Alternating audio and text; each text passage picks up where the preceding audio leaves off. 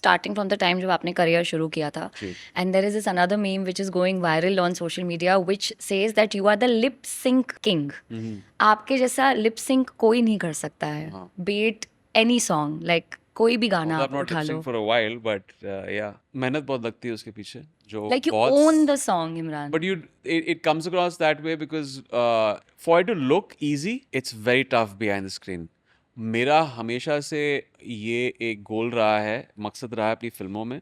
If you see even the way I play characters, I try to play it in a sense that आपको craft acting का नहीं दिखे. ऐसा लग रहा है कि it's a very casual way easy way of saying the lines and being the character. पता नहीं ऑडियंस के पॉइंट ऑफ व्यू से कहाँ तक सफल हुआ हूँ मैं उस चीज़ में, but that the same thing even with lip syncing.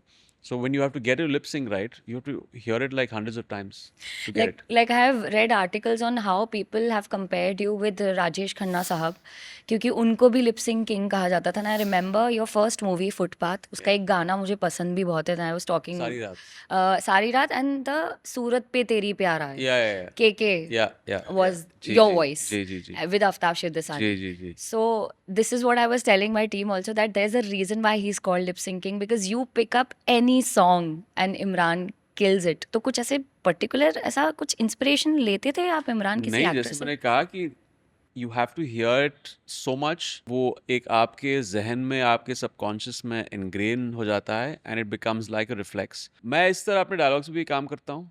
I learn my scripts from A to Z. I know my co-actors lines also. So I do it that way. I do it like a stage play. तो मेरा ये नहीं है कि अच्छा एक scene कल है तो मैं उसको अभी एक रात पहले रिहर्स कर दूँ. I take the script and I just completely soak it in from start to finish. And I think that's when the ease comes out. और वही ease आती है जब आप कोई lip sync गाना देखते हैं, because I just completely saturate my mind with hearing it over and over again. That's why I'm sick of the song after I'm done with it. That's why I don't hear my songs after I shoot them. आप जब बता रहे हैं मुझे कि इतना discipline से आप काम करते हैं when it comes to dialogues and everything, कभी out of discipline गए हैं Imran? I think I was a little indisciplined जब मैं, I wouldn't say indisciplined, I didn't know better.